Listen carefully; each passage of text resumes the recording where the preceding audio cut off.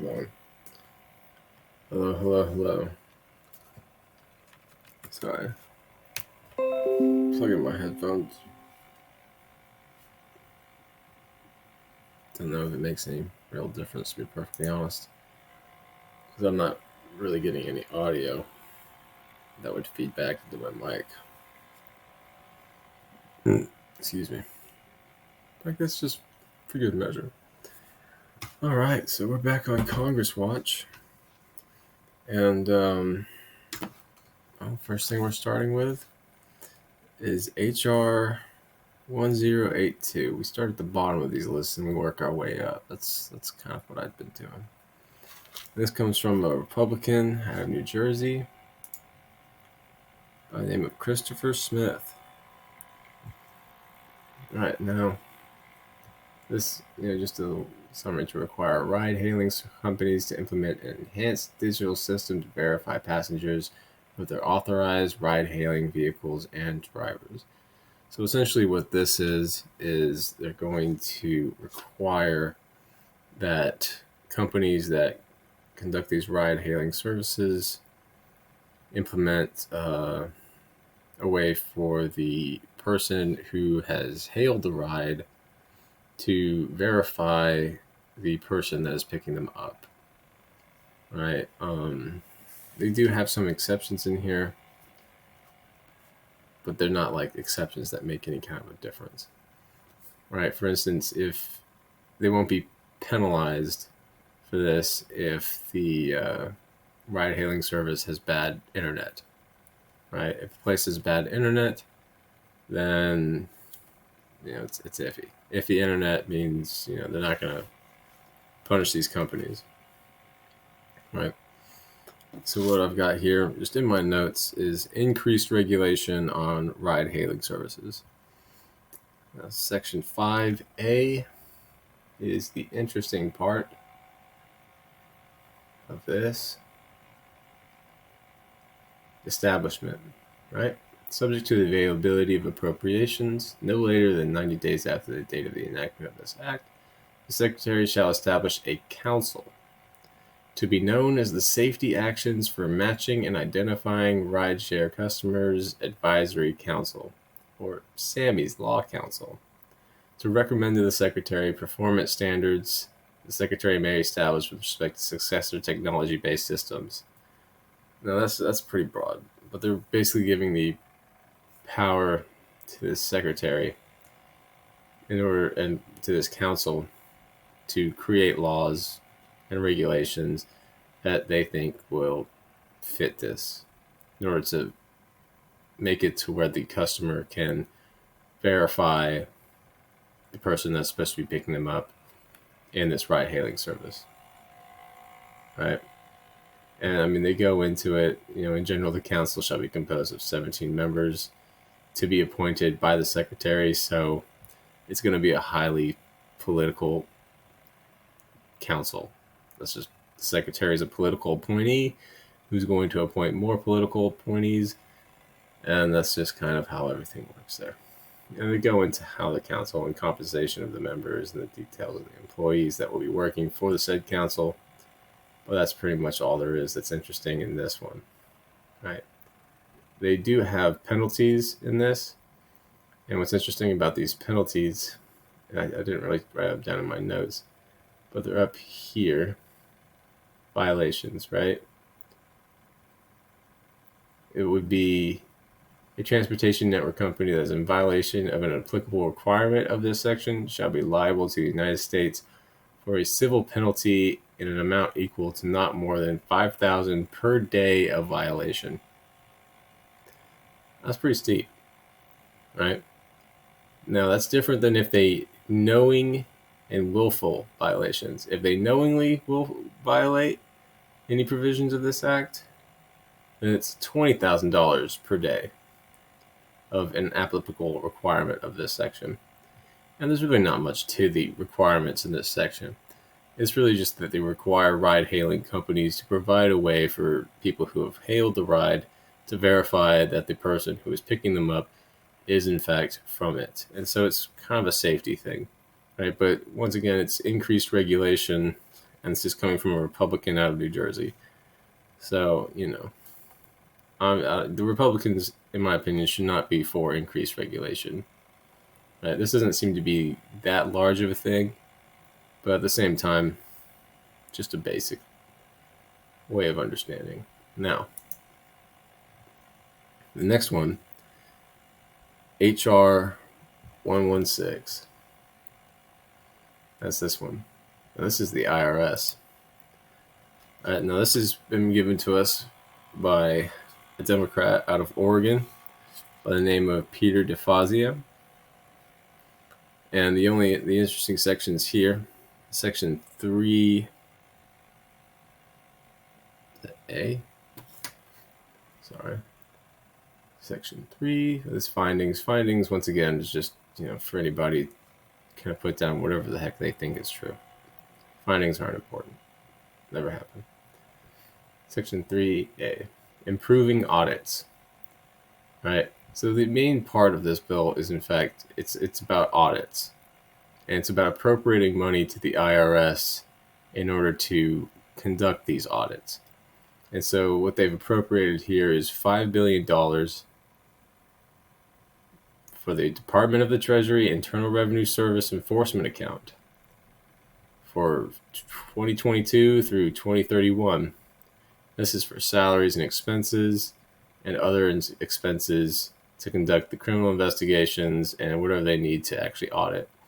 Right now, they go into auditing levels, right, where they describe kind of just how much money these companies and these individuals, these corporations, right? I don't understand any of that, to be perfectly honest with you. Didn't seem to be all that relevant to the law, in my opinion. But in this next one, they want to improve technology infrastructure, right? And so $3.8 billion to the IRS Operation Support Account. Not to do anything particularly with that money, but I'm guessing it's to go with the operations, which is the auditing. And then another $500 million to the IRS Business Systems Modernization Account, so that they can modernize their equipment, I guess, which, it's the IRS. You would think they'd have modern equipment, but, I suppose they need to get that money from someplace. And then an additional $2.5 billion to the IRS Taxpayer Services Account, which is just for salaries and expenses. And this is all basically just to carry out auditing, right? And I think it's very interesting how they name this the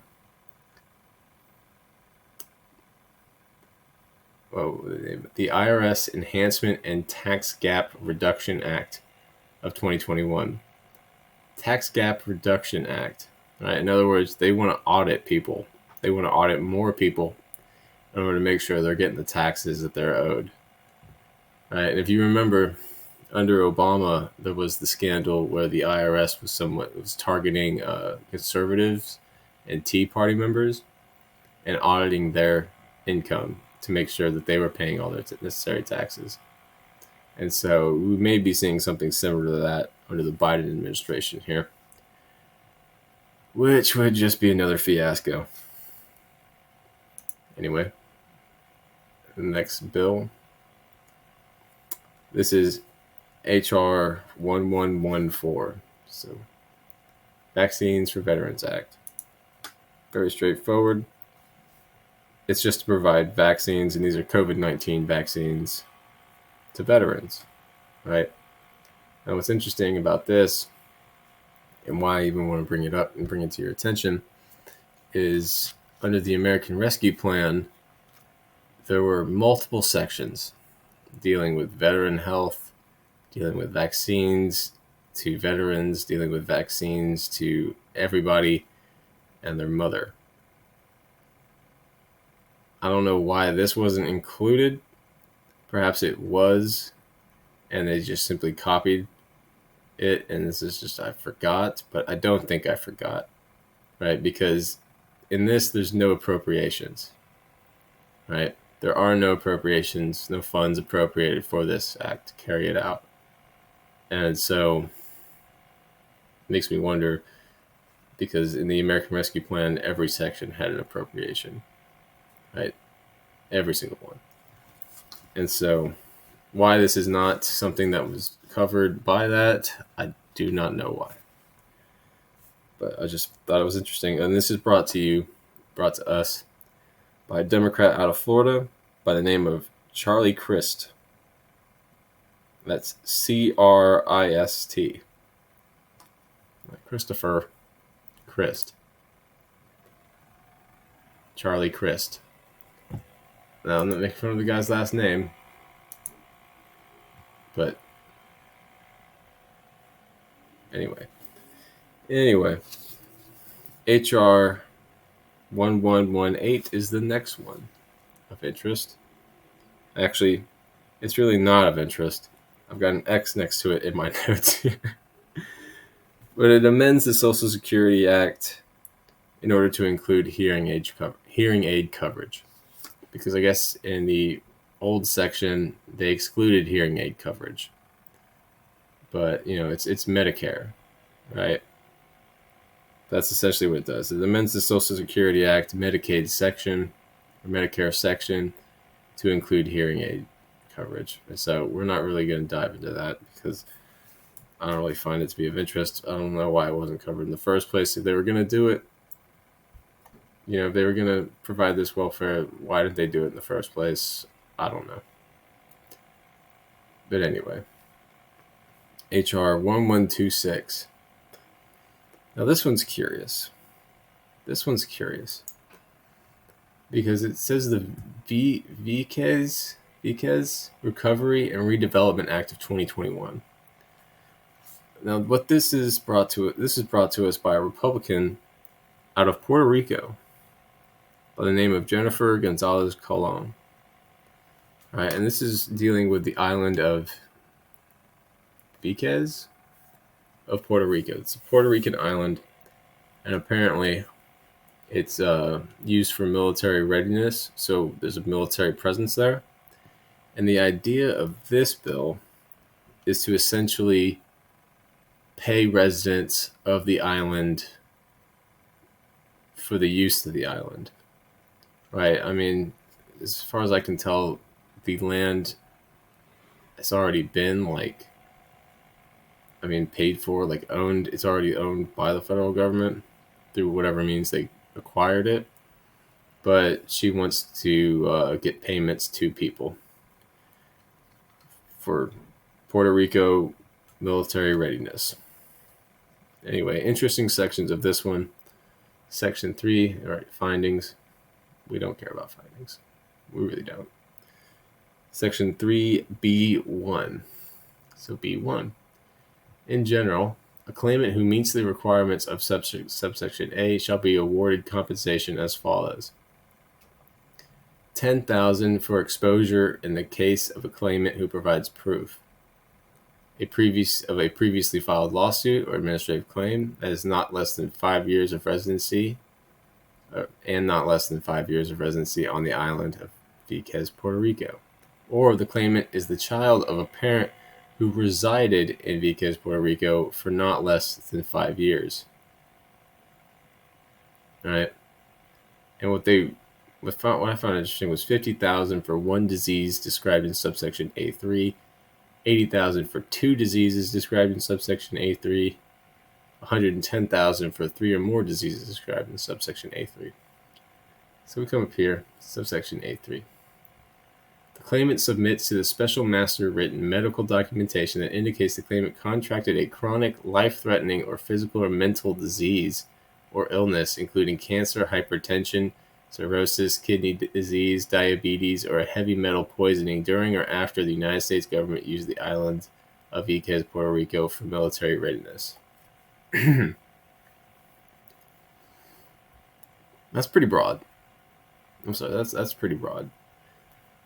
But, it doesn't necessarily seem to be to pay in residents of the island for use of the island. It seems to be to settle claims, right? Now, what happened on the island, I don't know. That's probably what was here in the findings. but I didn't read the findings because I really don't care about the findings. Right? I just don't know. But this is interesting. Every American has benefited from the sacrifices of those Americans who have lived and are living on VKs, and it is our intent to acknowledge that sacrifice and to treat those Americans with the same respect and appreciation that other Americans enjoy. Well, I don't think other Americans are being paid for diseases that they contracted while there was a fort or anything like that in the area. Like military readiness. Like, I mean, talk about World War II, right? The entire country was involved, right? Like, there was the home front, people working on the home front. Those people aren't going to be able to make these claims. But anyway, that's kind of what's going on here. B1 was that interesting part, but B3 is another similarly interesting part. Were deceased claimants. In the case of an individual who dies before making a claim under this section, or a claimant who dies before receiving an award under this section, any immediate heir to the individual or claimant, as determined by the laws of Puerto Rico, shall be eligible for one of the following awards. In the case of an individual who claimant who dies before attaining 20 years of age, 110,000 divided among any such heir. Right?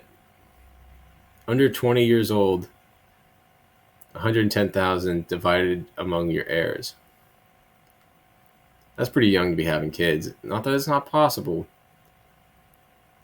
but that's pretty young. Right? And then it gets cheaper if they live to 40.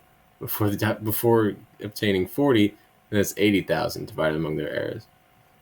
If they died before reaching 60, then it's 50,000 divided among their heirs. It's just that 110,000 is not going to go to many people.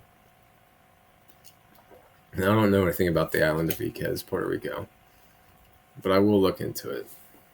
I would like to know kind of what happened there. But anyway, that's just kind of what the interesting part of this was. That bill. And the next bill, HR 1122, Supporting Mexico Against Corruption Act. Now, this is brought to us by a Republican out of Wisconsin by the name of Mike Gallagher. And what this refers to is the Magnitsky Act, as it relates to Mexico, Section 2D. Now, if you're not familiar with the Magnitsky Act, this is an act that was put in place because it's named after a guy who he owned a company in Russia. And I don't want to say government over there, but I guess the oligarchs of Russia wanted his company. And so they effectively put him in a spot where he fled the country with his family, right? And they fled to Brazil. While they were in Brazil, the Russian government was able to falsify documents in order to get the Brazilian government to arrest him and his family. And some terrible things happened to his wife and children. Like, some really bad things happen. And I'm talking about, like, rape. And so what came from this was the Magnitsky Act. And what it deals with is human rights, right? And I like the Magnitsky Act, but I am concerned about how it may be used in the future, because it's been the main tool for sanctions against individuals who haven't really respected human rights. And so in the future, I just think it's far too likely that this act could be used against individuals. Conan Penguin, what are we reviewing today? Oh, we're just going over bills introduced in Congress. I'm trying to bring you the most interesting stuff. this is just, we're looking for things. And we did find something that's going to require its own stream, but I'll get to that in due time. And so what's interesting here is Section 2D. Section 2D, waiver. The President may waive the imposition of the sanctions under this section with respect to a foreign person if the President determines and reports to the appropriate congressional committees that such waiver is in the national security interests of the United States or necessary to prevent undue economic harm to the people of Mexico. Interesting. Sorry I wasn't there for Bill C-21, but I watched the vid. Yeah, that one was crazy. Don't worry about it. That's why I leave them up so people can see them. And I don't really have like a good time schedule set yet, so I don't blame you too much. But this Magnitsky Act is talking about what this is talking about is corruption in the government of Mexico as it pertains to human rights, the abuses of human rights. Right?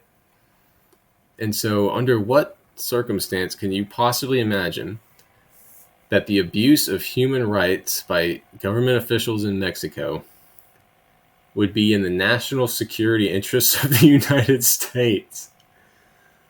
Like, because I can't think of any. And I can come up with some crazy possibilities when it comes to other things, like I did with the Bill C-21. Right? I was able to really, think of the possibilities there. But I can't come up with anything, any abuse of human rights by the government of Mexico that would be in the national security interests of the United States. Right? And I'm talking about like real human rights here. I'm not talking about what kind of the woke left would consider human rights. Right? Like they're trying to make housing a right. Right? However, that kind of impedes on other people's rights because somebody needs to build the house. Right? So the property that the house is built on needs to come from somewhere. Somebody owns that. And so, you're infringing on someone else's rights while you're trying to make housing a right for somebody else. So that's not really a right. Right? Because a right does not infringe on other people's rights. Right? Anyway, that's what's interesting about this one, is that there's a waiver in here. Right? Now, necessary to prevent undue economic harm to the people of Mexico. This isn't something that targets Mexico as a country in a whole. This act targets individuals, and specifically corrupt individuals, right? And so sanctioning a corrupt government official,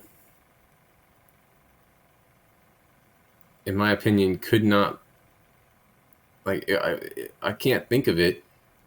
It's possible, I suppose, but I can't think of a way that would cause undue economic harm to the people of Mexico.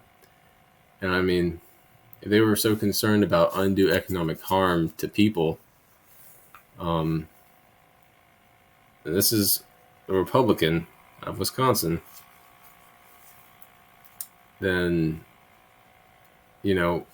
just look here in the United States, right? Like undue economic harm, right? The lockdowns may be considered by some people as undue economic harm, and it may have infringed on people's rights.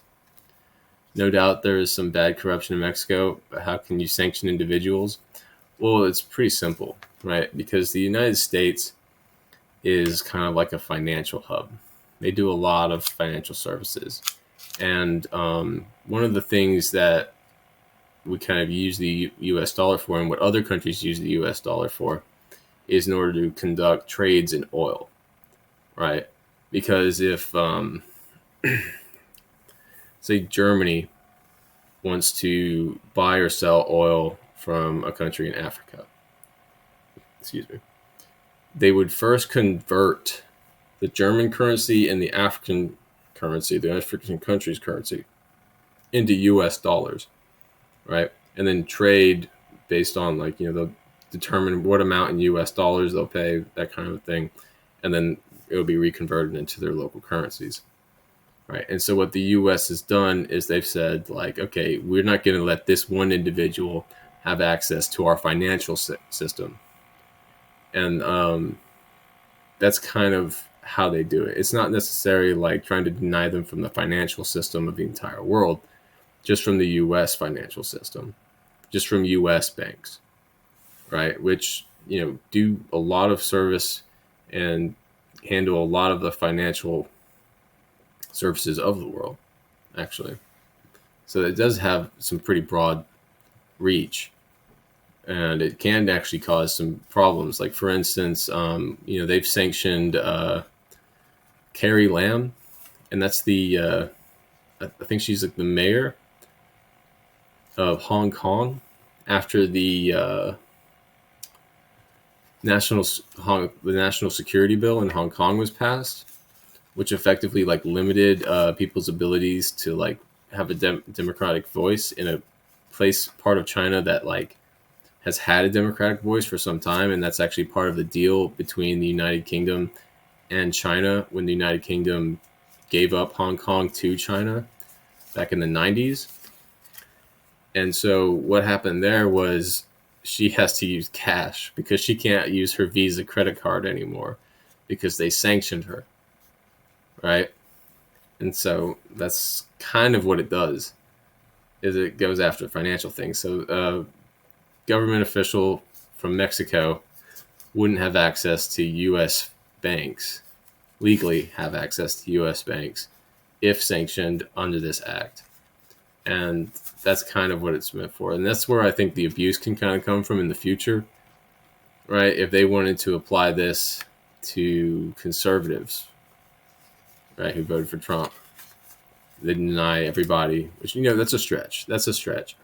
But it does seem to be a possibility, right? And it could go the other way around too, right? If, conservatives wanted to deny communists use of the financial system just for being communists, right? Not people who engaged in any kind of violent revolution or anything like that, just people who were trying to, use their rights as human beings to try to affect politics in the country. Then it would be the same thing where it's just like, you're not allowed to use the financial system. Your credit card, you wouldn't be able to use it anymore. You have to walk around, pay everything with cash, have to get Bitcoin, gold, or something like that. The infamous list that AOC keeps talking about, AOC's a joke. I can't take her seriously. No matter what she does or says, I can't take her seriously. But, that's what's interesting about this, is that it includes a waiver that talks about, if the abuse of the human rights is in the national security interest of the United States, which I think is kind of messed up. All right. So, on to the next one. HR 119. I wish this would leave me where I'm at. All right. Stopping Chinese communist involvement in the Power Grid Act. Now, what this is this is brought to us by Republican out of South Carolina, by Jeff Duncan. And what this does is it actually codifies, it makes into law an executive order that President Trump signed back in March of 2020. I mean, yeah, but for some reason people think she's authoritative. Well, she certainly would like to be. She's certainly got aspirations. One of my professors called her a visionary. He even put Greta Thunberg as a definition on the exam. Oh, yeah. That's... Poor girl. She's just being used by her parents. She's just being used. They're just using the child in that respect, and that's pretty despicable.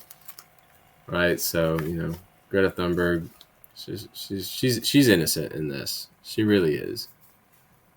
She really is. She's just being used by her parents. And, the UN wanted her to be there to berate her so that they could justify their, climate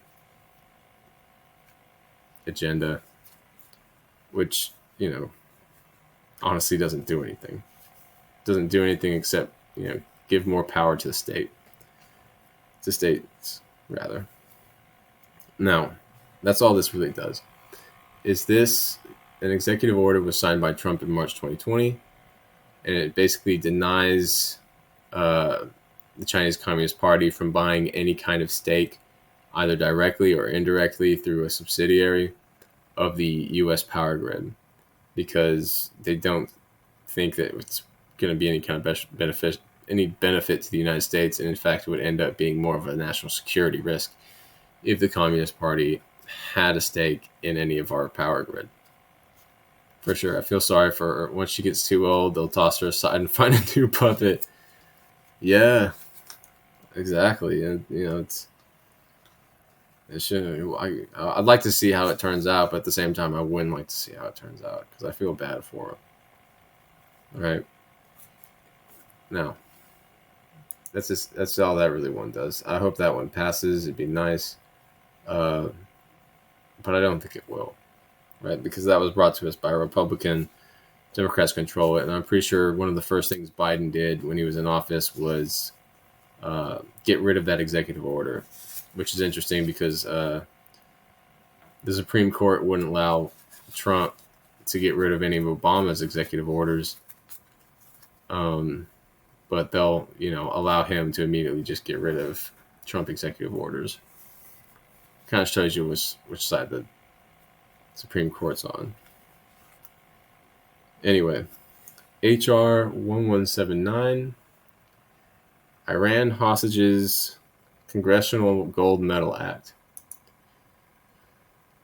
All this is doing is awarding the Congressional Gold Medal to the former hostages of the Iran crisis of 1979 through 1981. That was a long time ago. They didn't do this then. Why are they doing it now? Right, and this comes to us from a Republican out of New York by the name of Thomas Suzio? Suozzi? I don't know how to pronounce that. Suozzi? I don't know. I really don't. But, it's a nice thought. But, I'm just like, why now? Sounds like a good idea to me. I was hoping all those judges Trump got into the court would help us out a bit, but I guess not. Yeah. The way Robert Barnes describes it is Mitch McConnell and Kevin McCarthy, the Republican leaders in the Senate and the House, basically put Trump in a position where he could only really put forward judges that were okayed by the Federalist Institute. It's an institution. It's a law institution. I forget the name of it, but it's basically where all these judges have been coming from. And so it's their people, right? Like I don't really like Amy Coney Barrett. She doesn't seem to have done anything. She's been there. The only decent one seems to be not Kavanaugh, Gorsuch.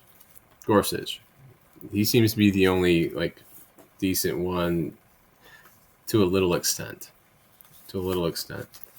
Because him and Thomas, not Thomas Sowell, Justice Thomas.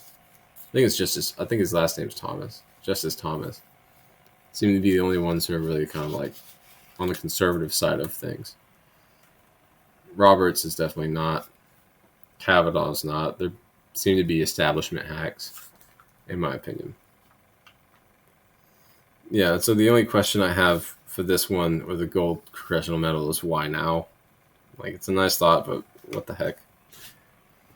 HR 1121 is the next one, Empowering Immigration Courts Act. Now, this one really isn't that interesting. It basically just makes it to where people can be in contempt of court when it comes to an immigration court. just amends the Immigration and Nationality Act to provide contempt of court fines for people who are found to be in contempt of the immigration courts. So it's really not of that much interest. It seems like something that I guess either should have been there in the first place, or it just seems to be kind of expanding something that, because every court has this, in my opinion. Every court already has where like you can be found in contempt of court. And so for them to put that in there now is just, it's just curious, right? But that's a Republican out of Wisconsin. That's Mike Gallagher. He brought that forward, and that's really, I didn't find it to be of particular interest. Clarence Thomas. Yeah, there you go. There you go. I'm really bad with names. I'm good with faces. I'm bad with names. I'm really bad with names.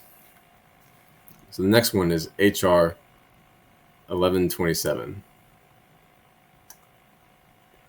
Right here. Stop Foreign Donations Affecting Our Elections Act. Now this one does have an interesting aspect to it. This is brought to us by a Republican out of Arizona, Paul Gassar. I have trouble reading my own handwriting. I assume contempt was a universal court charge. Yeah, me too. But apparently it didn't exist in the immigration courts. Apparently it still doesn't exist in the immigration courts because this bill was only introduced. That bill was only introduced, in February. A lot of these were introduced in February 18, but they're just showing up on the Congress.gov as in like bills introduced today kind of a thing. And so, I don't know, right? So, Section 2JI is where I find the interest here. But effectively what this is disclosures to the election, the federal election, like office, right? So JI, or is that J1? No, JI. No, that's J1, my bad. No political committee shall accept any internet credit card contribution unless... Hi, Hannah. Welcome to the stream. So no political committee shall accept any internet credit card contribution unless the individual or entity making such contribution is required at the time they make the contribution to disclose the credit verification value of such credit card. I don't know what that means. The billing address of the credit card is located in the United States, or the contribution made by the individual who is a United States citizen who's just living outside of the United States, but they have a property inside the United States, and so they provide the United States mailing address that the individual uses for their voter registration purposes, right? Some random bills. What's the stream about? Yeah, it's just random bills that have been introduced in Congress. But most of these have been introduced February 18th. But they're just now showing up on the Congress.gov site. Imagine being smart enough to understand these documents. Well, I certainly don't pretend to be smart enough to understand a lot of these, but they are pretty straightforward. Well, I say that. There's some legal language involved, and luckily I grew up, my dad's a lawyer, and so I've been kind of exposed to legal language, and I've worked in his law office for quite a few years in the past, and so I've had a lot of words, explained to me, just kind of like the legal mumbo jumbo that they use, and so it's, once you kind of understand that they use like what words kind of mean what, like title, what that really means, like, ownership, just stuff like that, then you can really kind of just understand what it is, because all they really got is, changing the language up, where it's a legal language in order to keep people who aren't familiar with the language from being able to use it, so that they can then justify, charging a lot of money as lawyer fees. It's kind of the main thing. Oh, excuse me. But yeah, so what this bill does, and I think this is very interesting, is it just makes it to where you have to be you have to have like a U.S. like address, or you have to be a voter in the U.S.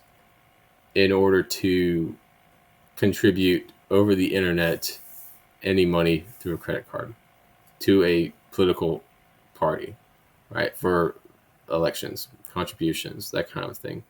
And that the people who receive these contributions have to disclose this and report this to the main body. So like the treasurers of these parties will like keep the name and address of the person making it and the date of the receipt, and they'll keep records, right? And so they'll report this, and that's pretty much all this is. It's just kind of a way to make sure that like foreign companies and foreign individuals don't vote in the United States, who aren't registered to vote in the United States, who don't live in the United States, just really a way of keeping them from being able to donate to political campaigns in the United States, which I think is nice, right? We don't need too much foreign input, right, into who we should have as our presidents and congressmen and senators and governors and mayors and all that.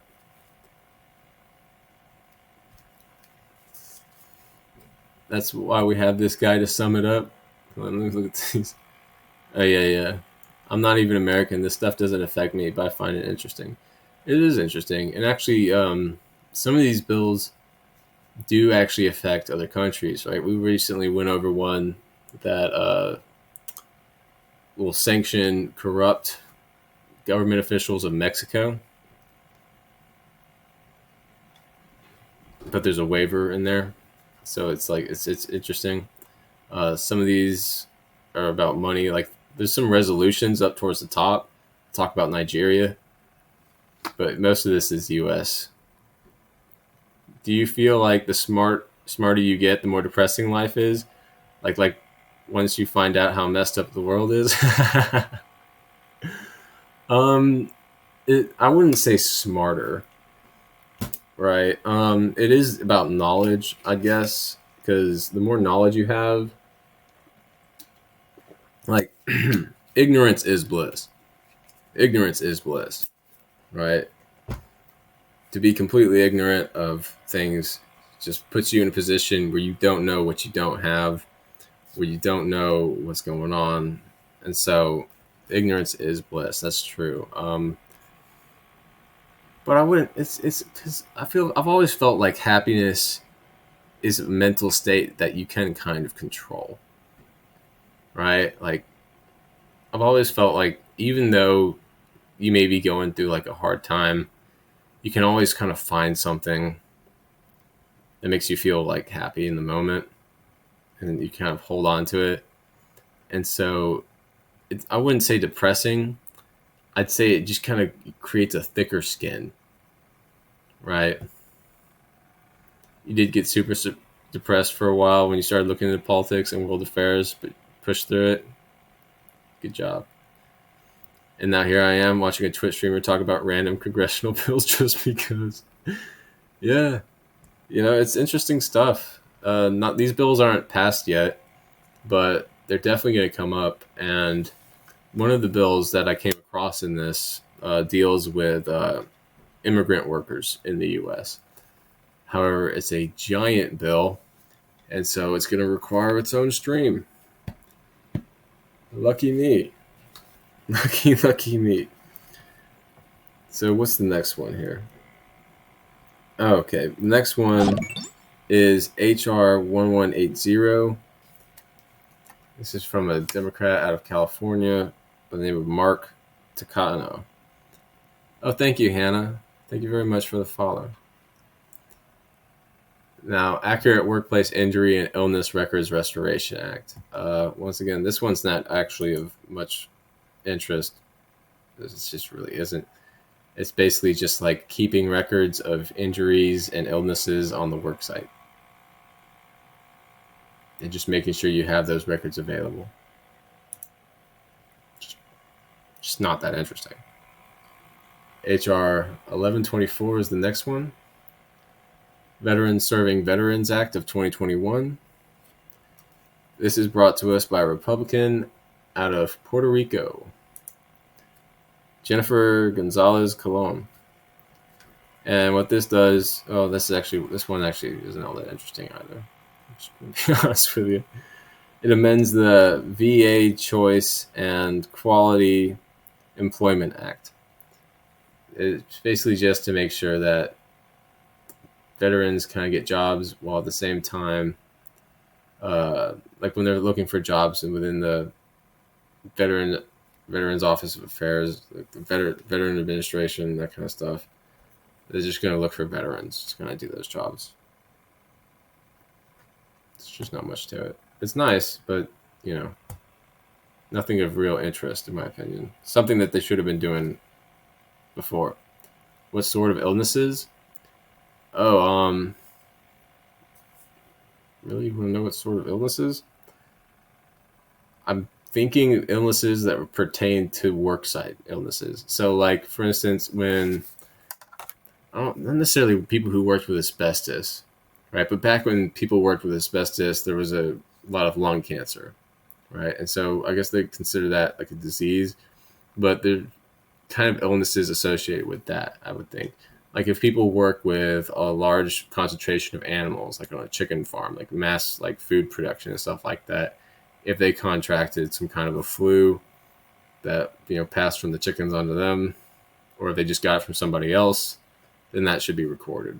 I think it's mostly about injuries that happen on the work site while somebody's working, but they just kind of include illnesses there because it's a really broad way of covering anything else that might occur like that, because there's lots of work that can do that. Like for instance, anybody who works in sewage, right? Like if somebody's working in the hospital and they accidentally contract AIDS or something like that, it's just something to kind of not interesting skip.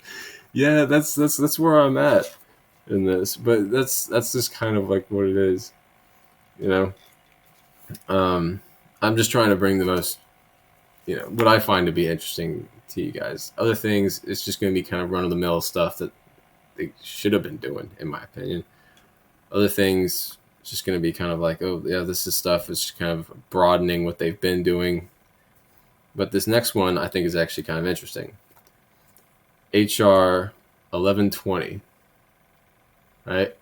Illicit Arms Trafficking Security Enforcement Act. Now, this is brought to us by a Republican out of Wisconsin, Mike Gallagher. And this establishes a Border Enforcement Security Task Force unit to investigate transnational arms smuggling. Now, as somebody who lives in Texas, this is pretty interesting to me because what we know here is that cartels will bring drugs across the border. They'll sell the drugs. They'll get cash. They'll take that cash. They'll buy guns, and then they'll take those guns back across into Mexico, because the cartels are always fighting for control over areas, control over towns, fighting the Mexican government, fighting drug enforcement agency. So they need the guns and the ammo, and it would be nice to have. Now this is something you would think to be in place already, but the administration of tobacco and firearms, or alcohol, tobacco, and firearms, can only really do so much. And so this creates a task force unit within the alcohol, tobacco, and firearms agency in order to really investigate. What's HR 1082? HR 1082.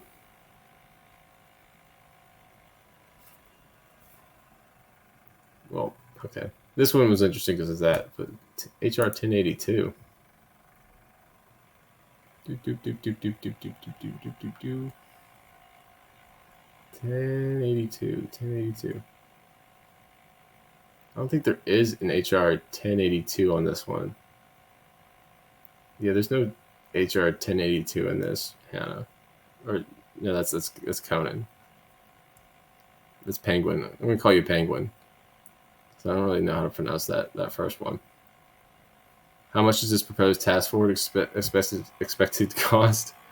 It doesn't actually appropriate any funds. It doesn't actually appropriate any funds. So I think what it is it's just kind of using existing funds that have already been appropriated to the Alcohol, Tobacco, and Firearms Agency. Or do that. Chew. Excuse me. But yeah, HR 1120. I'll go back to that. But there is no appropriations in this, right? No money. It's just all about reporting. Just investigating and reporting, right? And I mean, their goal is to reduce, arms smuggling of weapons, weapon parts, munitions, explosives, and related items from the United States to Mexico, right? So I'm sure we'll find out in a report, in like a budgetary report, like later if this bill is passed, right? But it'd be like, a year or two after this bill is passed and after this, this task force is established. But it seems like they're just going to use what's already appropriated to the Alcohol, Tobacco, and Firearms Agency. Now the next one, HR 1123, Veteran Suicide Prevention Act. Well, this is something that I feel like they should have been doing because I remember, hearing a lot about veterans having, suicide problems because back, before Trump, the kind of veteran, agency wasn't really taking care of them, right? I think they're doing a bit better now. I think the Democrats, after seeing the effect it had on the nation, taking care of veterans, that they've decided like, yeah, we kind of need to get in on this, right? However, this actually wasn't brought to the attention. This wasn't brought to us by a Democrat. This was brought to us by a Republican out of New York, Andrew Garbarino. And this is basically just conduct a review of veteran suicides that have happened over the past 5 years. All right. Now, I don't know why they wouldn't extend that to beyond Trump's administration. But yeah, just during the 5-year period preceding the date of the enactment of this act. I don't know why they wouldn't extend it to that, but yeah, it's really just to conduct a review and a report and to look into it. Just total number of veterans who've died by suicide, age, race, gender, just, all kinds of stuff. Percentage of veterans referred to in paragraph 1 with combat experience or trauma, including but not limited to military sexual trauma, traumatic brain injury, and post-traumatic stress. So it's really just going to be a detailed report. And, I don't know if we're going to be able to see that report. But, I think it's important that they're at least reviewing it. They're actually looking at it. Interesting. And HR 1082 is at the bottom of the page. Oh, Sammy's Law. Okay, yeah, no, that was the very first one. Right. So that's increased regulation on ride-hailing services. Right. That's the very first one I did. Right. I started at the bottom and I moved my way up to the top. Right, because I guess scrolling the whole way kind of gives me a better idea of like how much more I need to go. So I gotta like scroll down, like find it, then go back up. I don't know. That's just kind of how I've been doing it. But yeah, that just requires ride-hailing companies to have a way for the people who have hailed the ride to verify the individual that has showed up to pick them up, which I feel like they already have stuff like that, where it's like license plate and name of like the person and kind of like a picture of the photo and the type of car that they're driving. But I mean, I'm aware of it, instances where people have gotten into the wrong cars and bad things have happened, but those seem to be rare. But so more regulation on Uber, Lyft, and so forth. Exactly. but it doesn't seem to be much more regulation. But at the same time, it does provide penalties for violations, where it's like if you unknowingly violate a part of the section, it's $5,000 a day that you've committed the violation. And if you knowingly do it, it's $20,000 a day. So, this may be a way just to kind of hurt Uber and Lyft, but also maybe a way to keep any new ride-hailing services from popping up. So, yeah. Next one, HR 1115. Global War on Terrorism Memorial Location Act. Right. So this is Democrat out of Colorado, Jason Crow, and this is to establish a national memorial to armed forces, United States Armed Forces. It establishes the memorial in the National Mall to people that have been lost fighting the global war on terror. And actually, I have not interesting. I have an X next to it. I'm not interested in it. Mainly because, global war on terror, you got to understand the definition of a terrorist, right? One man's terrorist is another man's freedom fighter. You know what I mean? And if we've invaded a country and we suddenly we're trying to modernize Afghanistan, but these people who want us out of the country and want us out of their business, we're going to call them terrorists. That's we kind of stepped into their property. We're the invaders. And, I'm not for Al-Qaeda and stuff like that, right? I would like to see peace in Afghanistan. And I wouldn't like, people dying over there. So, but just, proposing a memorial, I guess I'd just rather they, not did it in the first place, I suppose.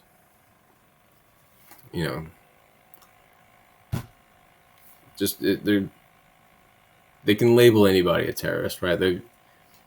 These Democrats, and this is a Democrat, Jason Crow, they've labeled the people who showed up at January 6th to the Capitol as terrorists. They've called that a domestic terror event.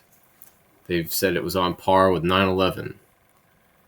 And so, these are the people who want to make a memorial to these fallen soldiers, and they want to call, upset American citizens terrorists, right? I mean, it's just like you shit on somebody or you piss in somebody's face, and then when they get mad, it's like, well, you shouldn't be, you're overreacting. It's just it's just, so that's why I wrote not interested, because some of these things, a lot of these House resolutions seem to be just propaganda anyway. Right, that's why I'm not going to be going over too many of the House resolutions, because House resolutions don't have any chance of becoming law anyway. Some of it just seems to be propaganda, in my opinion. They already give you the make and model of the car as well as the license plate. Yeah. Pelosi's 9/11 style committee. Oh, yeah, that bill's in here. Oh, yeah, you remember that? Yeah, okay, so, sorry, the next one. HR 1181. Now, this is Korematsu Takai Civil Liberties Protection Act of 2021. Now, this one is actually very interesting. All right. Now, this is brought to us by a Democrat out of California by the name of Mark Takano. Right. And what this does is, if you guys know what the Korematsu decision was, it's basically the decision by the courts that allowed the U.S. to imprison Japanese Americans in internment camps during World War II, because they were all kind of suspected of being potential spies or potential saboteurs, when a lot of them were just American citizens. And so what this is going to do is, if passed, which probably going to pass, I would hope it passes, because Korematsu was a pretty bad decision, and apparently they've cited other bad decisions in the past in order to, make this decision, legal, right? For more about this, I would recommend following Robert Barnes and Viva Fry, because they will talk about it a lot. And they're on YouTube, they're on Rumble, and they have a locals page. But Robert Barnes is somebody I respect as a lawyer, and he absolutely hates the Korematsu decision in terms of a civil rights issue. It's a major civil rights issue that should have been handled then. But, at least we're getting around to it now, I guess. Anyway, in terms of my notes, I got Section 2B1. Section 2B1. In general, no individual may be imprisoned or otherwise detained based solely on an actual or perceived protected characteristic of the individual. Right? Now, race, ethnicity, national origin, religion, sex. I mean, they say gender identity. You got to remember this is from a Democrat out of California. Sexual orientation, disability, any additional characteristic that the Attorney General determines to be a protected characteristic. Now, that one's kind of vague. That's kind of vague. They just leave it open, like they just leave it open for political purposes there, right? Because the Attorney General is a political appointee, right? Now, I don't mind it. There's the Democrats. They always do like there's some of them do pretty well, but they always add just a little thing in their bills that just makes it to where like this it's ish. Right? It's good-ish, right? It's because they just get there. Anyway. But yeah, the Korematsu decision was not a great one. And so this is something that seems like it's already in place, but like this is just another law, I guess, to put it in place. That's vague as fuck. Oh yeah. Yeah, that's any other characteristic, right? Like, color of their eyes, which I guess it makes something. Anything I decide in the future to be a prayer. Yeah, exactly. That's what makes it good-ish, right? There's always, it's good, but then they do like this little thing. They add this little thing in there that just makes it to where it's like, oh, come on. Like, you're just making room for bad there. You did well. Like, why you gotta screw it up? Anyway. HR 1117. Democrat out of California, Mark DeSalmer, expands Rosie the Riveter World War II Homefront Park. It's not of interest. If you don't know who Rosie the Riveter is, I believe it's I don't know, but I believe it's the picture of the woman who's got like the bandana. She's got like her sleeves like rolled up, and it's like that World War II like photo where she's holding like a riveter, right? Because she's working in the factory. And so there's like a park, right? And so they're just, adding acreage to the park. That's what it is. HR 1178. Commission on Domestic Terrorism Act of 2021. This is, you had me and you lost me. Yeah, exactly. It's like, hey, oh. It's like, hey, oh gosh. Oh no. Like, right? It's like, why you gotta screw it up? They just always screw it up. It's like me talking to a girl, right? It's like I'm doing well, and then I say something stupid. And it's just like, right? Anyway, this one, I got a lot in my notes on this one. Well, you can guess this comes to us from a Democrat out of California, Jackie Spear, right? I'm guessing that's how you pronounce it. Speier. Jackie Spear. Spear. Anyway, National Commission on Domestic Terrorism. And you'll note that they only really talk about January 6th. Right? They're like, oh, in the United States in the past 20 years. Right? However, let me go. Section 2. Right, okay. There's established in the legislative branch the National Commission on Domestic Terrorism. Right, so it establishes a commission on domestic terrorism in the legislative branch. All right, Section 331, I believe that is. examine and report upon the federal government's failure to respond to and prevent domestic terrorist attacks in the United States in the past 20 years. Right? Section 5.1a. Yeah, the composition of commission is just like, half the commission is going to be Republicans, the other half's going to be Democrats. That's basically what they're saying. Right? They're not really making room for other political parties in this one. Because, to be honest, they don't really need to, because there's going to be a clause at the end of this that terminates this commission, because it's only going to be a temporary commission. It's the woman in overalls from the war. Yeah. Every time I hear this comes from a Democrat from California, I get a feeling of what is about to be read. Yeah, I do too. Whenever I look up, because that's one of the first things I do. I click on the text, and then I go over here into actions in order to see who, and it's just like DCA. I'm just like, okay. Let's see what you got for us. And to be perfectly frank, not all of it is something crazy. Sometimes it's actually something reasonable. And, got to give them props for that. Every now and again, you come across a Democrat, you got to give them props for that. Doing something actually good. Every now and again, you come across a Republican that's doing something weird. You're just like, what are you doing? Right? And I just got to admit that I do have a bias. Right? I try to keep it as center of the road as possible, but, we all know how possible that is. It can't happen all the time. Anyway, Section 5. Functions of the Commission, right? Investigates relevant facts and circumstances relating to the federal government's failure to respond to and prevent acts of domestic terrorism in the past 20 years, including, but not limited to, relevant facts and circumstances relating to the domestic terrorist attack on the United States Capitol on January 6, 2021. Now, maybe they just mean the bombs that were set outside the RNC and DNC offices. Maybe that's just what they mean. Maybe they don't mean the people who busted in there. But I've heard them talk. Of course that's what they mean. It's like, yo, it's a domestic terrorist attack when it's against a government building,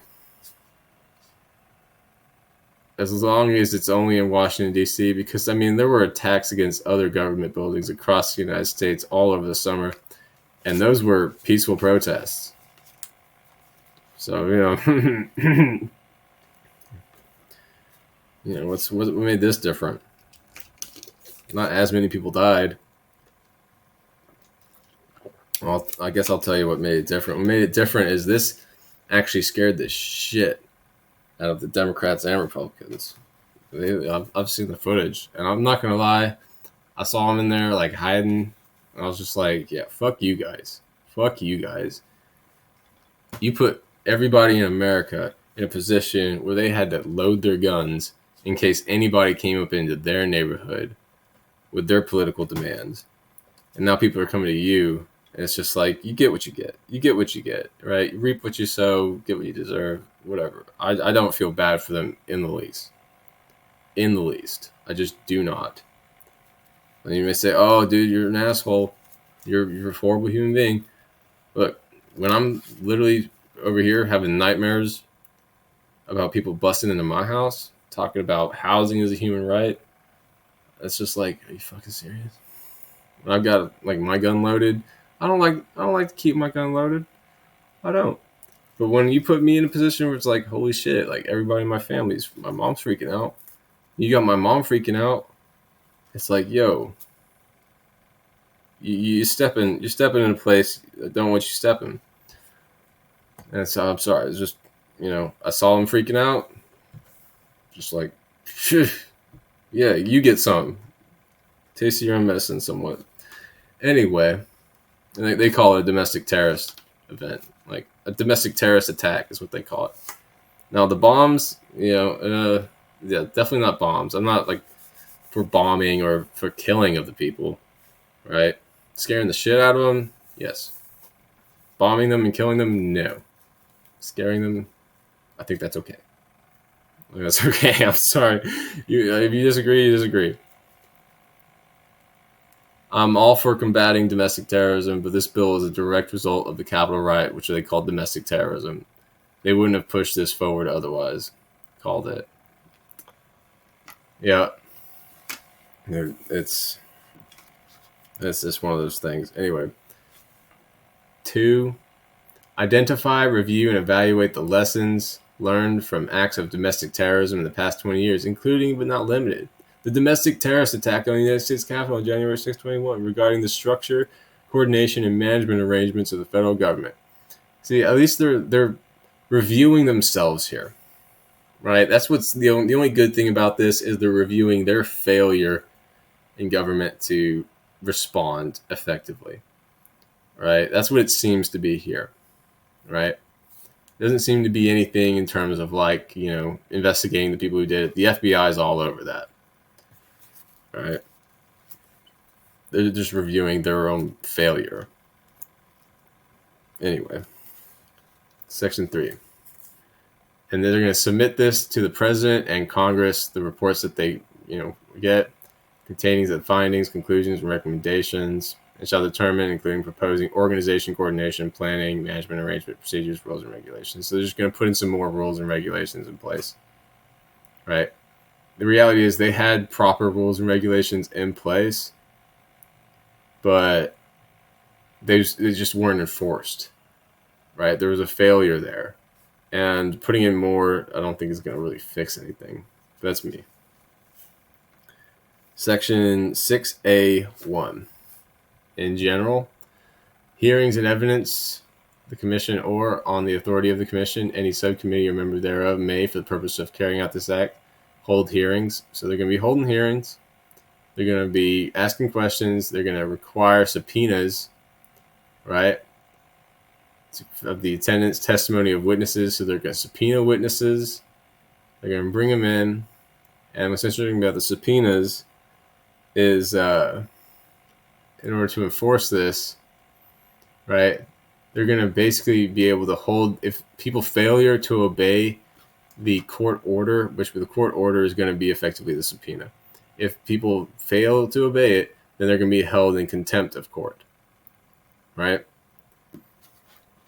That's how they're going to do this, right? And they're basically going to make it to where they can subpoena like anybody from all over the United States, and if they don't comply, then, and I don't think they mean citizens. I don't think they'll try to subpoena like American citizens that aren't in public like life at all, right? Whether they serve for an agency or like military or public office. I think those people are all, but like I think like your guy working at McDonald's or your everyday American citizens that aren't involved in government in any capacity whatsoever. I don't think they mean those. I don't think they mean like subpoenaing those people. I think they mean just subpoena the people that work in government in this respect. That's what I think. Could be wrong. Right? No. Where am I at? Okay. A2BI. Right. A2BI. Right? Read that. E. Right. Okay. Gifts. This is the interesting part. This is the most interesting part of this interesting part. The Commission may accept, use, and dispose of in kind gifts or devices of services or property, both real and personal, for the purpose of aiding or facilitating the work of the Commission.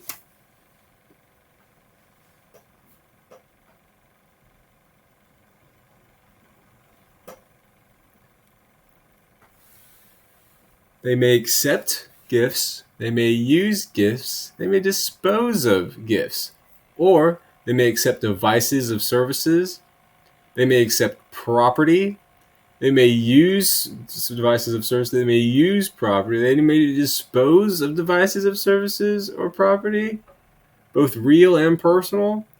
So they may accept personal property, they may accept real property as gifts for the purpose of aiding or facilitating the work of the Commission. What could they possibly What kind of gifts could they possibly need to facilitate the work of the commission?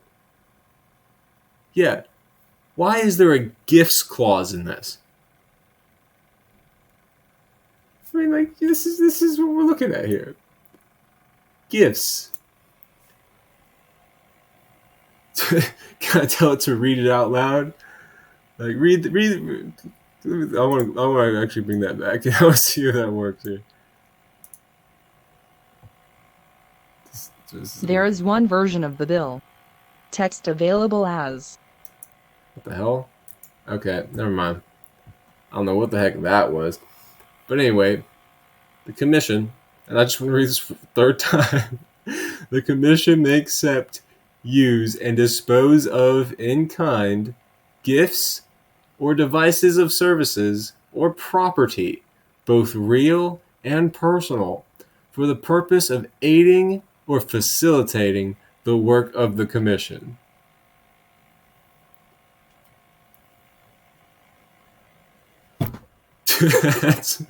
that's what's going on here.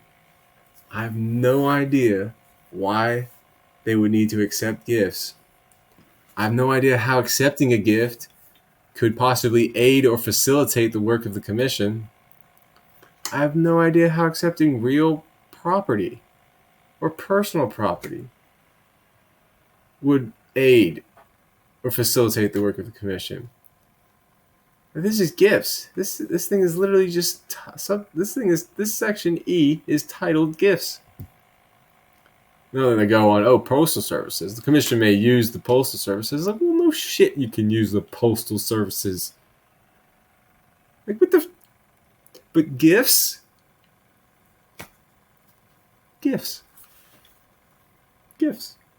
Anyway, yeah.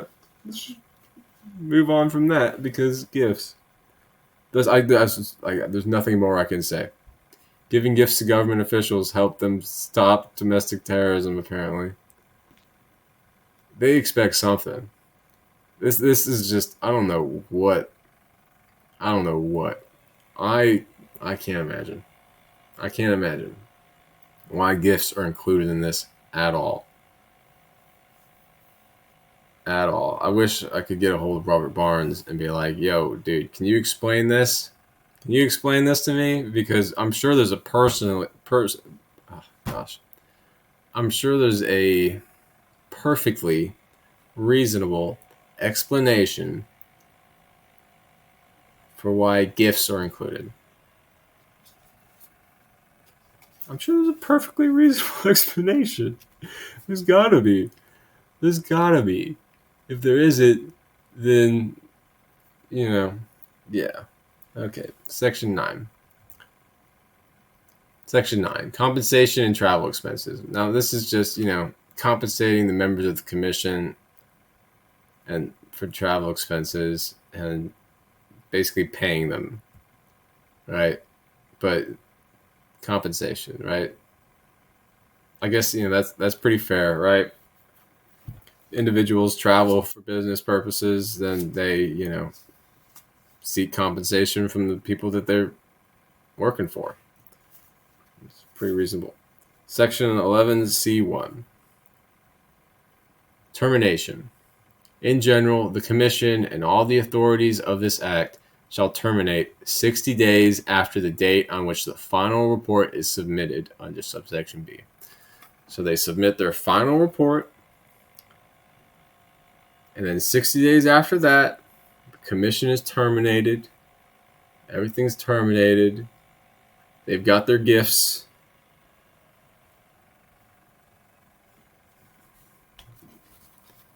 Authorization of appropriations. They are authorized to be appropriated such sums as may be necessary. It's just blank check. Just blank check.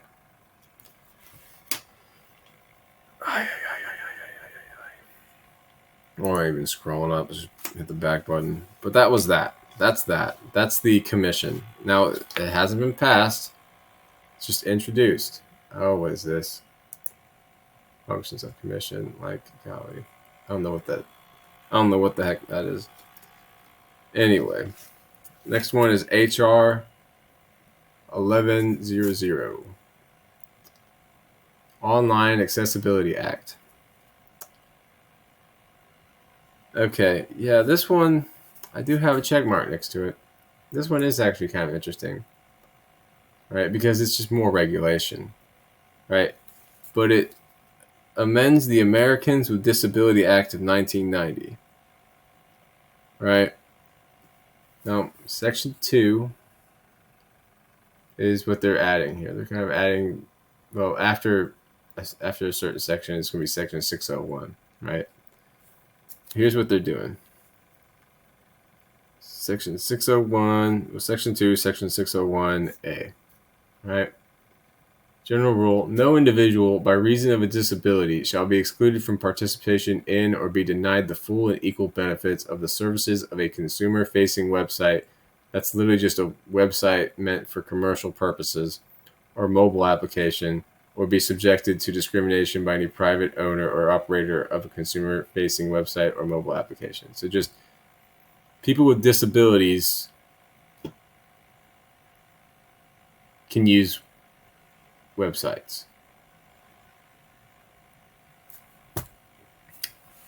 I don't know what prompted this, right? I don't know how in the world anybody could even possibly discriminate on somebody who uses their website on the basis that they have a disability, or even on any other basis for that matter. It's the internet, right? Like, it's, you know, what are you going to do? Be like, black people can't use my website? And then be like, well, how do you know if they're black? I don't know. Maybe just by the names, right? Somebody signs up for an account and gives me a name and it sounds black. Just be like, oh, no, deny your account. Like, but like this is disabilities. This isn't not even talking about race. It's talking about disabilities. Right? First thing that came to mind was like, wait, okay, well, blind people aren't really going to be able to use this internet stuff. At least not that I know. I don't know. I have no idea how a blind person uses the internet. Right? I'm sure they got like the audio kind of running where it kind of reads things. But how, like, I guess you need to like what this is effectively doing, I think, is, you know how like everywhere that like has to have like a ramp for like the physically disabled, like people in wheelchairs, right? In order for them to like access like a location, like they need to, you know, they got the handicap parking, they got the ramps, right, for people to use. I think they're trying to do the same thing here, but on the internet, right? Now, computers, you know, not websites, usually come with these programs to assist the seeing impaired or the hearing impaired. So I have no idea how the heck this is supposed to be enforced, right? But it seems to me, and so, you know, section 2A, we'll go to B1 plus 2, right? In general, a website or mobile application shall be considered compliant if the website or mobile application is in compliance with the Web Content Accessibility Guidelines 2.0 Level A and Level AA standard established by the Accessibility Guidelines Working Group, or any subsequent update, revision, or replacement to the group standard published by the World Wide Web Consortium or successor organization. Alternative means of access. A private entity that owns or operates a website. I don't know why they have to keep saying consumer-facing website. It's really just a website that's just commercial purposes. It's in the definitions down at the bottom.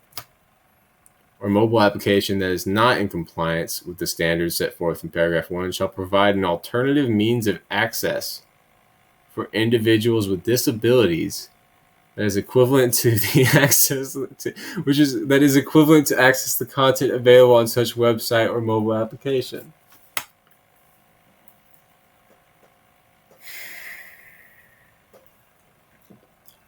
Now this seems to be some kind of regulation that is going to really increase costs on the internet economy.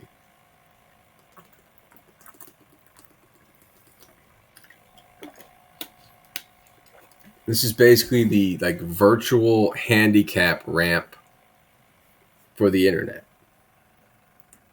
This is basically the virtual handicap parking spot. Except, how in the hell is anybody supposed to actually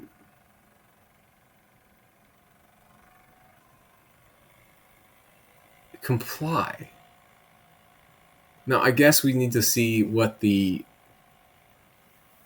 World Wide Web Consortium or successor organization, what the standard is.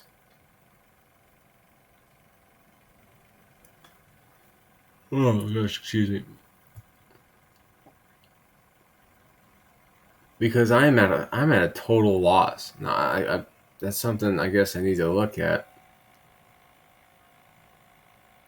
How long it would take me to even find it, I don't know. Compliant with the Web Content Accessibility Guidelines. Like, who is having... Okay, so just... Who's not able to access a web page? You have internet. Audio and Braille keyboards. But that's keyboards, right? Computers already come with this software that will read what's on the web page, like, out loud. So if someone's blind, right, your computer, like, not the website, right, your computer already has this thing that will read it out. Like, somebody typically has to kind of set it up, but like, and they've already got like the Braille keyboards, right? That's keyboards. We're not talking about keyboards. We're not talking about software on a computer that allows the blind to, hear what is on the web page, which they already have, right? That's not what this is. That's already a thing. And they're not even calling out like the blind in this instant, or they're not calling out like the deaf in this instant, right? I mean, there's no physical disability that would... I mean, yeah, this is just like a bunch. This is more regulation, but don't worry necessarily too much. Like, I mean, I get what you're saying. That's what I was thinking at first too, but then they already have that stuff. They already have that stuff. Okay. Anyway, B1 and 2, right? Alternative means. C1A. Right. C1A. In general, the Architectural and Transportation Barriers Compliance Board shall issue and publish standards setting forth, for the purpose of this title, a definition of substantial compliance, a definition of alternative means of access, and a definition of consumer-facing website and mobile application. There's already some definitions at the bottom. So wait, what the hell is this bill trying to do? I'm lost. You and me both. I don't know what it's trying to do. It's just saying that, like, any website or web application that, like, okay, so like alternative means of access to a website, to an application on your phone, right? I mean, like, there's already stuff available, and it's not even like a website thing. It's a computer software thing, where, like, the computer software, it will read out what's on the web page in front of you. It will read it out to you. so that you know where you're at if you're blind, right? And they have the keyboards. They have the keyboards. Like, it's already. Like, I don't know. I really don't know what it is. What it says it's doing is no individual by reason of a disability shall be excluded from participation in or be denied the full and equal benefits of the services of a consumer-facing website or mobile application. Now, consumer-facing website, it says that over and over and over again. Definitions: consumer-facing website. Consumer-facing website means any website that is purposefully made accessible to the public for commercial purposes. I mean, mobile applications, we know what mobile applications are. Now, small businesses, what's funny is they do have like a small business like exception here. Section 13. Wait, no, hold on. A3? A3. I have to go C1A3 again. C1A3. Final agency determination. The Attorney General shall be considered to have made a final determination on a complaint if, during the 180-day period after a complaint has been filed with the department, the Attorney General determines the owner or operator of a consumer-facing website or mobile application is not in compliance. How do you even get in compliance with this? That's what I want to know. But they should have, flexibility for small business concerns. Here it is. Regulations established under this section shall include flexibility for small business concerns to comply with the standard under subsection B. See, what the main thing here is the standard that is being, this is compliance with the Web Content Accessibility Guidelines 2.0 Level A and Level AA standard established by the accessibility. So that's what I didn't look this up, but I have to look this up. Web Content Accessibility Guidelines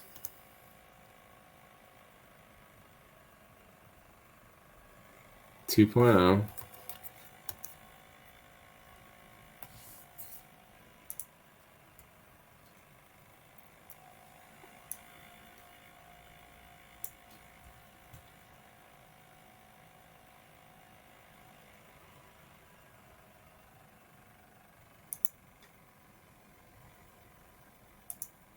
It's like .com, right? Like,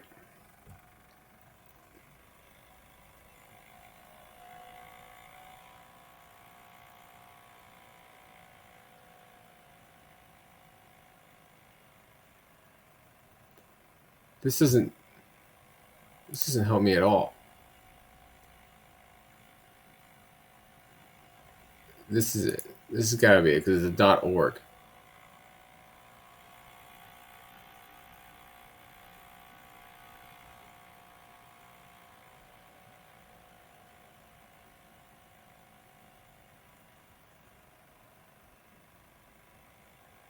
So, following these guidelines will make content accessible to a wider range of people with disabilities, including blindness and low vision, deafness and hearing loss, learning disabilities, cognitive limitations, limited movement, speech disabilities, photosensitivity, and combinations of these. Yo. This seems kind of burdensome, because if they made it pretty vague for the substantial compliance. I mean, speech disabilities. So it's like if you downloaded Duolingo.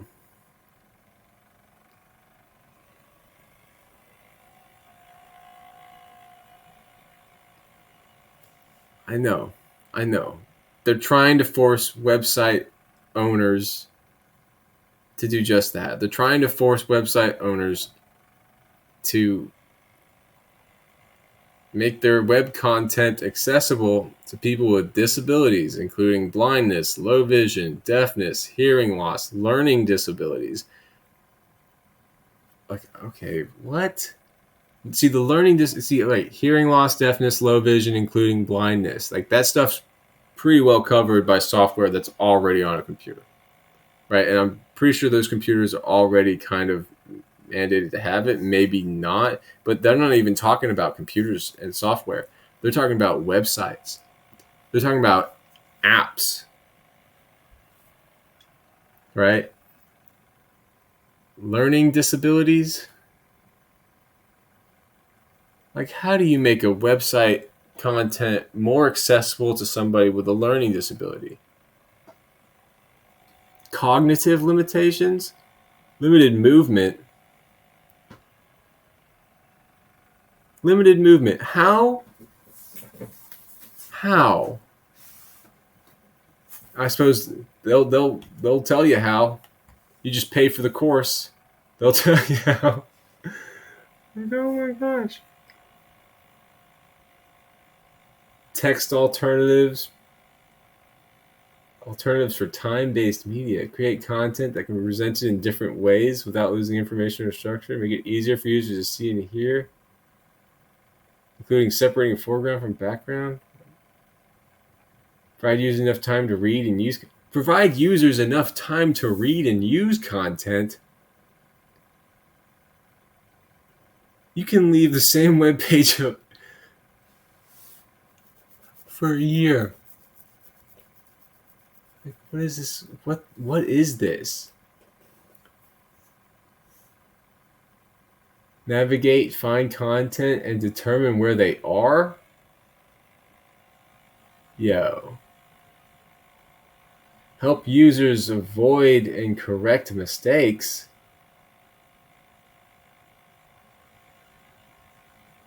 This literally just looks like a way to kind of destroy the internet, right? How do you facilitate learning disabilities? Do I have to write my website like I'm a 6-year-old? You see, I don't know. I really don't know. This literally, a lot of these things are things that are in the user's control, right? Like, somebody's got like disabilities in terms of like limited movement, right? They've got it. You guys need to make your web pages black and white. You're just creating. See, I don't know.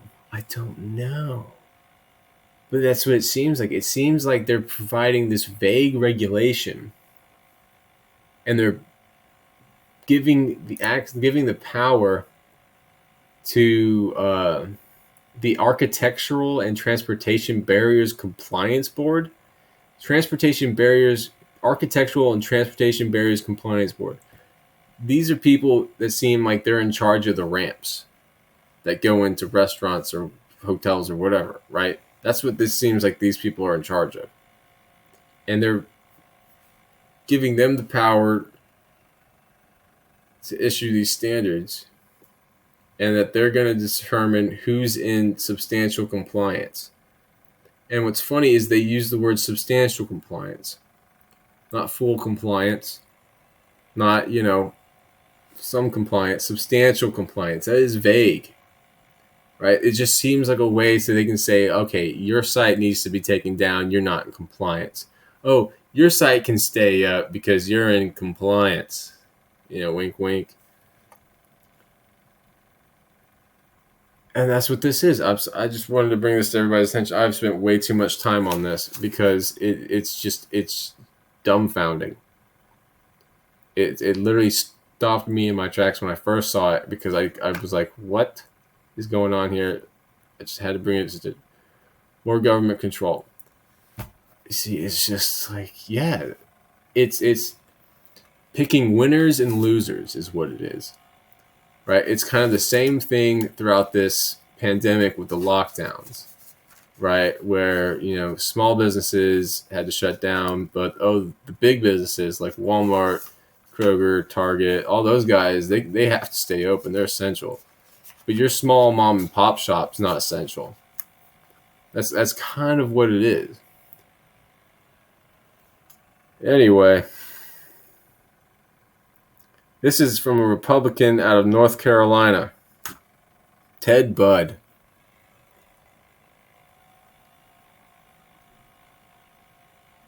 As you can see, not too many people have signed on to it. It's just himself, Mr. Hudson, and Mr. Correa.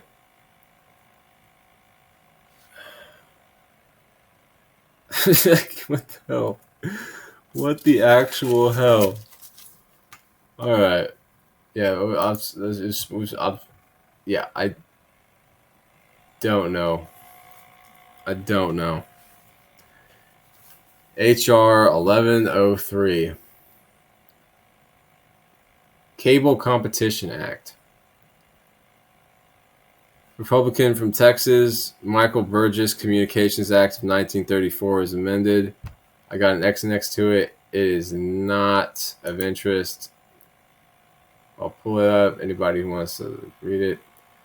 It's just kind of like selling a franchise at a fair market value. Like, yeah, a Republican proposed it. Yeah.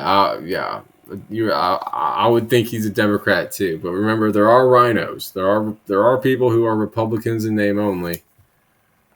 I don't know who the hell this Ted Budd guy is, but he's out of his mind. Well, here's an example of a Republican I dislike. Dude, you see, I'm not even at the point where I dislike him. I'm at the point where I just want to understand. Like, what the fuck? Like, can you explain this to me? Because, I'm not at the point where I dislike you. I'm at the point where I'm more like concerned about you, because you remember, what was it? When like the Twitter execs were in front of Congress, right? You mean like Mitt Romney? No, Mitt Romney. No, I don't like Mitt Romney. I kind of hate him, actually. But you remember when like those old congressmen and senators were trying to question like Twitter and Facebook people over like Twitter and Facebook stuff, but they're so old that they didn't understand anything that they were being told. Right? That's kind of what I'm seeing there. Where it's like, yo, this guy is probably just really old. You know what? Let me Ted Budd, North Carolina. Okay, I was wrong.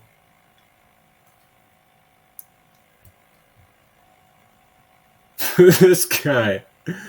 What the fuck? This dude.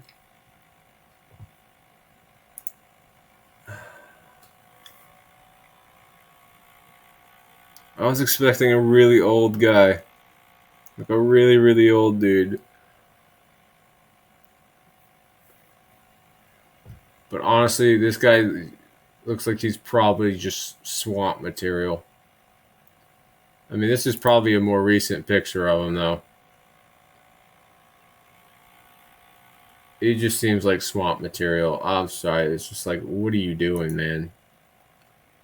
What are you doing? I'm just going to exit out of that. That hurt my brain. Just trying to understand that. That was hilarious. It's just sad. That's just sad. You're talking about, it was hilarious that the old guys were questioning Facebook and Twitter. Like, yeah, that was hilarious. That was terrible. That was so bad. Oh man, yeah, he's not even at his midlife crisis yet. Yeah, he must just, like, I don't know. I can't explain it. But he's really Like, oh my gosh. Anyway, HR 1125 to amend the VA Mission Act of 2018 to expand the Veterans Healing Veterans Medical Access and Scholarship Program to include more students in schools. Oh, this one's actually kind of funny. This one's actually just funny in terms of like, now this one comes to us from the Republican out of Puerto Rico, Jennifer Gonzalez Colon, right? Well, what's funny is it amends it by striking 18 eligible veterans and inserting 28 eligible veterans.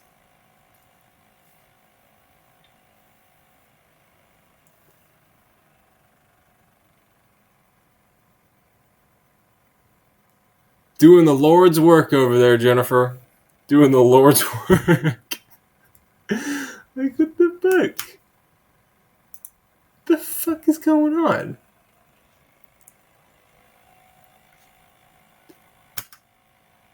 I was just... Okay, anyway. Next one. HR 1163. Federal Police Camera and Accountability Act. I mean, this is literally just... It's a pretty big bill. But the gist of it is it requires... Well, okay, first off, this is a Democrat out of D.C., Eleanor Norton. Requires federal officers to wear body cameras and requires federal vehicles to have cameras, which if they don't already have cameras on their cars, what the hell? Now, body cameras, I would understand they don't already have those. Hey man, gotta make it seem like you're doing something. That's so damn true. But what's funny is what representative from Puerto Rico doesn't even get like a vote because Puerto Rico is like a territory. It's not like one of the states. It's not incorporated, right? I think it's organized, but I don't think it's incorporated, right? So she doesn't even get like a vote. And so what is she? What she's putting forward these laws. She's not even going to get to vote on them. So, you know, I guess she's got to make it look like she's doing something. But, oh my goodness. Anyway, so yeah, this whole thing is just about body cameras, and it just talks about like, you know, if they're responding to a call, turn the camera on. They have to keep records of the video footage for a certain amount of time. Excuse me. They can only turn the camera off at the end of the call. Section 4. Honestly, I have a check mark next to this one as if it's interesting, but I don't think it is. Section 4. What did I see in Section 4? Facial recognition technology. Okay, right.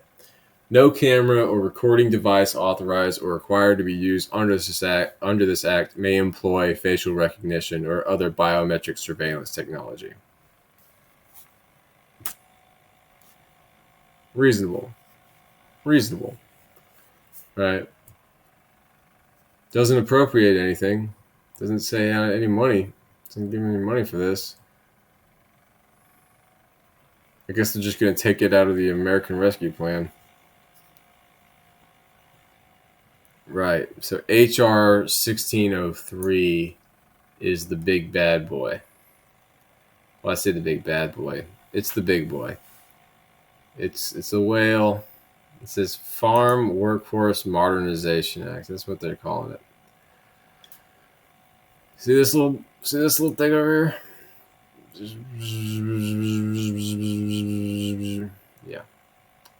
Just massive thing. Amends Immigration and Nationality Act. This is a Democrat out of California by Zoe Lofgren.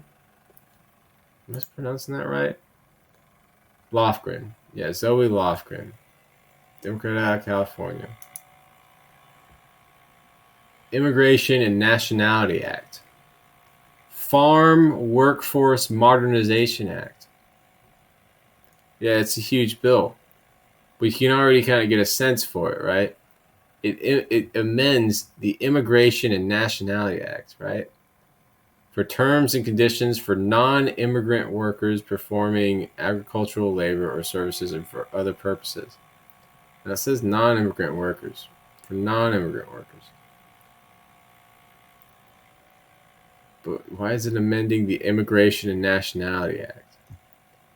For the Farm Workforce Modernization Act. See, this is going to be a big one. But I'm pretty sure what this has got to do with is it's got to do with immigrants.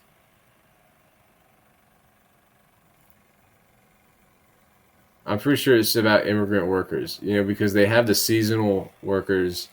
And California probably is big on this because it got big wine country, right? And you can't necessarily go around with a machine picking all those grapes, right? And you don't really want your wine to be, very costly to make. So, I'm going to have to go through this whole thing. It's going to require its own stream. I'm going to enjoy going through it. That's for sure. Anyway. Why am I scrolling? Res 191. Republican from Wisconsin, Mike Gallagher. Basically, he wants to eliminate remote voting by proxy and remote committee activity. Right, Res 191. Right here. So, it's very short.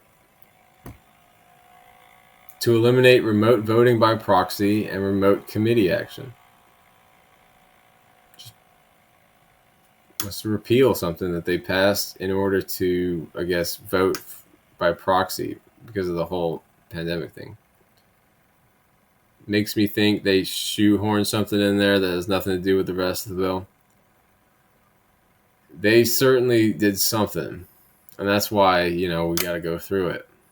Just got to go through it with a comb, just see what's going on. Because, that's what I've decided to do with my life for some reason. Holy shit. Oh, gosh. Res 241. Democrat from New Jersey, Mickey Sherrill. This is an interesting first name. It's Mikie. I've never seen a name spelled like that. I just haven't. Expresses that kids can now go back to school and use American Rescue Plan funds. Res 241.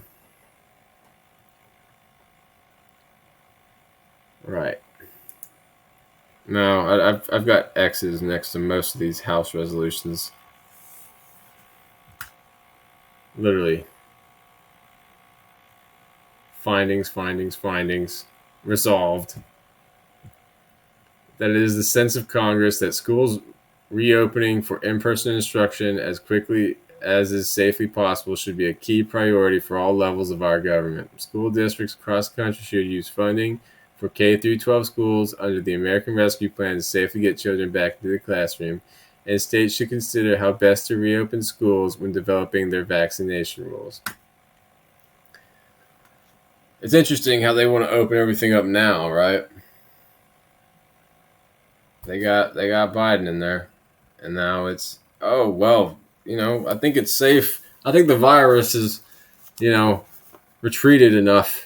We can open up the businesses and we can open up the schools and we can, just get this done, right? It's just like, you motherfuckers. Anyway. Res 236.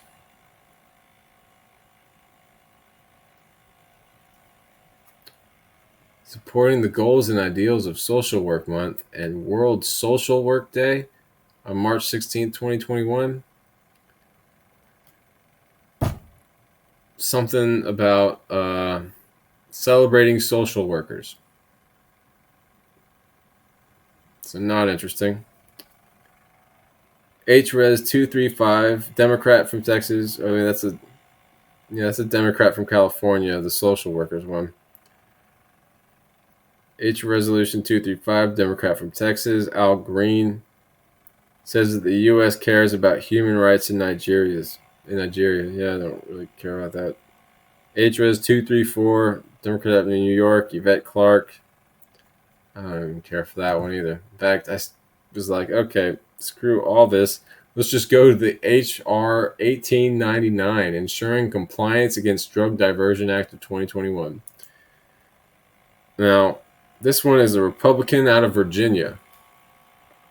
The virus is scared of Biden, dude. Come on, man. Right? The virus has talked to Corn Pop.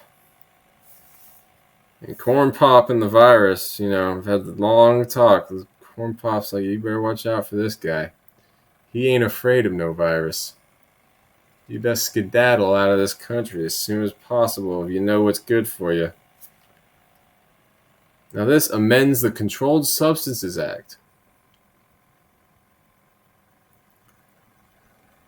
Section 2A.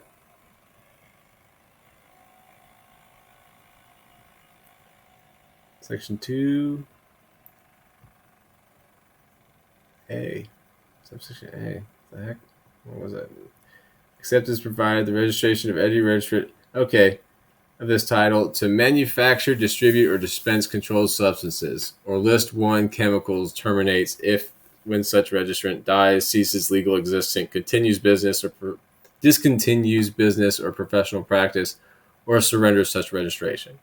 Like, no duh.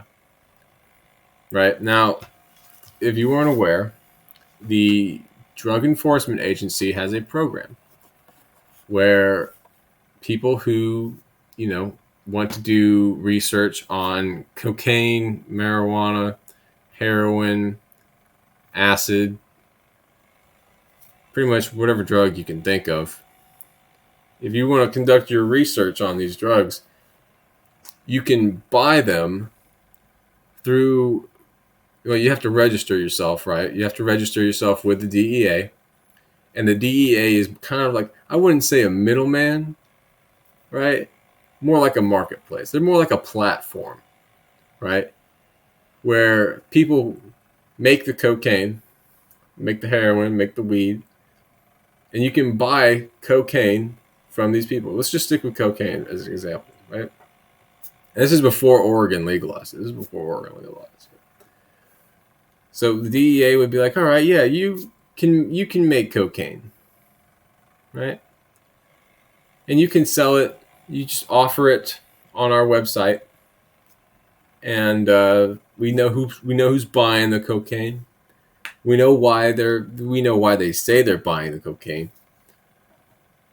and we'll just kind of be in control of the drug flow, I guess. We'll deny people the ability to buy the cocaine. We'll deny people the ability to manufacture the cocaine.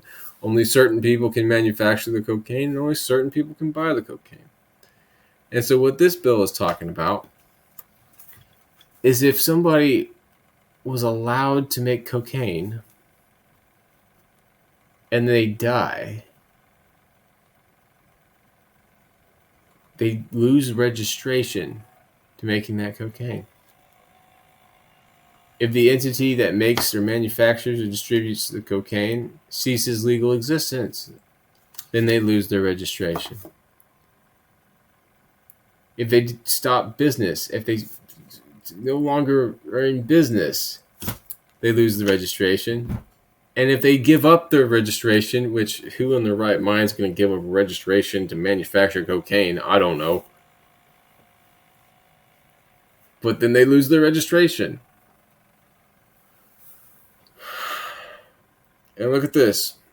The Attorney General is the one who gives his consent for you to be able to manufacture this stuff.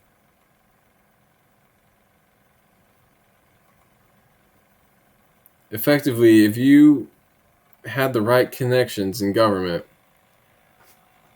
you can get legal cocaine. Corn Pop was a bad dude, and he ran a bunch of bad boys. That's an amazing bragging right. The DEA is my drug dealer. Yeah, right? Which, they're not even like, they're like the lifeguard of the drug dealing. They're just kind of standing there like watching it because it's like, you're allowed to make it. You're allowed to buy it. And it's like, thank you. It's like, no problem. I'm just making sure that nobody else can enjoy this wonderful drug. It's just like, what the fuck is going on over there? But that's essentially what this does. I mean, the whole thing is just kind of a no-duh, in my opinion, because it doesn't really do anything else. It's just like, look, you gotta get consent from the Attorney General, or else you can't make these List 1 chemicals. Which, honestly, cocaine's not even List 1. Cocaine is List 2. So it's kind of a bad thing. Marijuana is List 1. For some reason, the DEA considers marijuana to be more dangerous and more addictive than cocaine. Now, I don't know if you've ever done cocaine. I don't know if you've ever done marijuana. I can say that I have. I've done bad marijuana. I've done good marijuana. And by bad, I mean like shit, like really poor quality. Really good quality. I've done really shit quality cocaine, and I've done really good quality cocaine. I did go to school in New Mexico for 4.5 years, and I'll tell you, in a big city like Houston, your shit's gonna get cut down. In a small city like Albuquerque, it's not gonna really be all that cut. And the fact that marijuana is considered more addictive and more dangerous than cocaine is one of the most bizarre things I've ever known in my life. But that's what our government's about, isn't it? Bizarro world. Marijuana is definitely addictive. I've never done it, but I know people that have. Is it more dangerous than fucking cocaine? Hell no. Is it? Yeah. Is it more dangerous than fucking cocaine? Hell no. Right? See, I'm not saying that marijuana is not addictive. Right? Well, I think there's a mental thing to it. I think it's very mental. Now, I wouldn't necessarily say like physically addictive, mentally addictive, or like really habitually addictive. Like, yeah. Right? It does. You get like a bad hangover that you kind of want to just solve, and the only way you can really solve it is by smoking weed, right? And you get like a pretty bad headache the next day, that kind of thing. But cocaine is like, oh my gosh, I like need cocaine, and then you're like, it's so bad that you like recognize how addictive it is, and you're like, holy shit, that's scary as fuck. No cocaine, no, we're gonna do something else because cocaine is that addictive. But yeah, that's what the DEA classifies it as. Marijuana is more dangerous and more addictive than cocaine. It's that's why marijuana is Schedule 1 and cocaine is Schedule 2. So there's definitely some BS3 going on over there in the DEA. And what's funny is there was a bill put forward, like a petition and all this, to get marijuana taken off of Schedule 1. And DEA is like, we're going to need to do some more research. There's no studies available that let us know if that's actually, it's just like, motherfuckers. Anyway, that's all I've got for today.